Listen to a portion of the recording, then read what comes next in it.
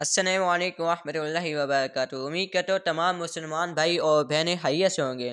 تو جو میں آج کا ٹاپک ہے، جو آپ کا آج کا پیغام ہے امت مسلمان کے لیے، وہ یہ ہے کہ حسد کیا ہے اور اس سے کس طرح بچنا چاہیے۔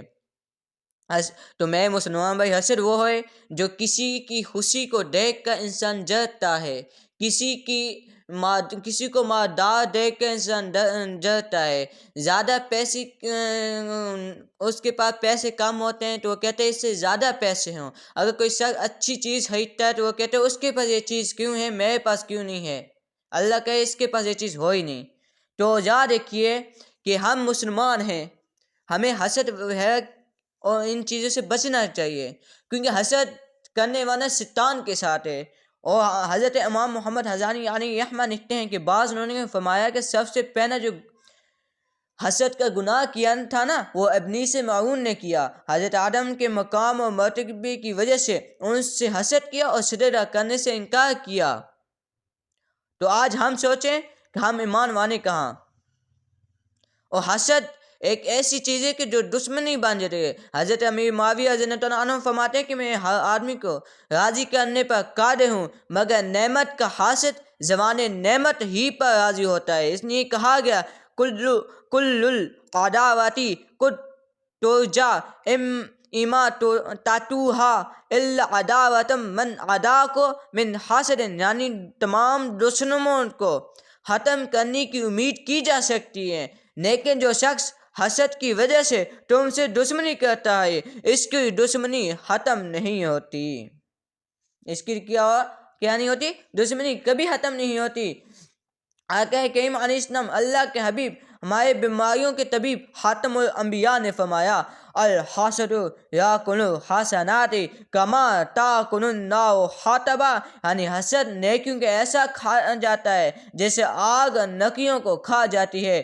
ام یحسدون الناس علی ما آتاہم اللہ من فضلہ، لوگوں سے حسد کرتے ہیں اس پر جو اللہ نے انہیں اپنے فضل سے دیا ہے، جو اللہ نے انہیں اپنے فضل سے دیا ہے۔ اور آپ علیہ السلام نے فرمایا کہ ان قریب وہ وقت آئے گا کہ جو پہلی امتوں پر بیماریاں تھیں وہ میری امت پر آئیں گی، اور وہ اسے بخوبی اور ہنس ہنس کر قبول کیا کریں گے، انہیں اس کا علم بھی نہ ہوگا۔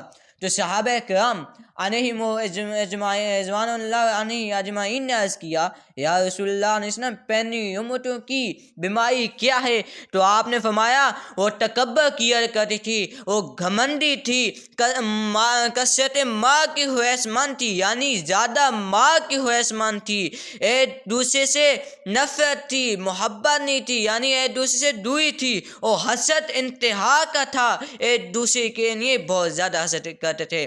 آقا نامدار خاتم الانبیاء علیہ السلام نے فرمایا لا تظہر السماطات فزعا فیہ اللہ وضب تعلیق، یعنی اپنے مسلمان بھائی کی برائی نہ چاہو، واللہ اللہ تعالیٰ اس کو اس سے بچا لے گا اور تم کو اس میں مبتلا کر دے گا۔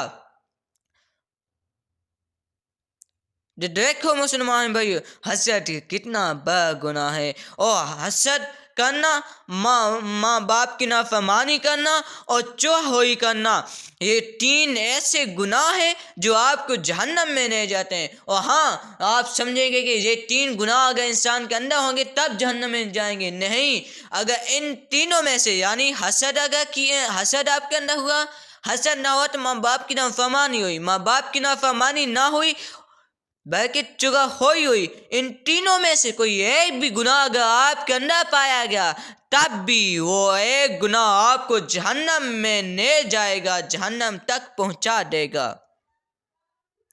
حضرت امام محمد حسانی رحمۃ اللہ علیہ لکھتے ہیں کہ حضرت ذکر علیہ السلام نے فرمایا اللہ تعالیٰ ارشاد فرماتا ہے کہ حاسد میری نعمت کا دشمن ہے، میرے فیصلے سے ناراض ہوتا ہے، اور میں نے اپنے بندوں کے درمیان تو تقسیم کی ہے اور وہ حاسد اس تقسیم پر راضی نہیں ہوتا۔ اور اس بات کو امام حسانی نے احیاء العلوم صحیح میں جلد نمبر 3 صفحہ نمبر 462 میں فرمایا۔ آفتاب نبوت مہتاب رسالت خاتم الانبیاء نے فرمایا مجھے اپنی امت پر سب سے زیادہ اس بات کا ڈر ہے کہ يقصروا فيه المان فجتہا سادون وزقتاتنون، یعنی اس میں ماں کی کثرت ہو جائے گی تو پھر ایک دوسرے سے حسد کریں گے اور ایک دوسرے کو قتل کریں گے۔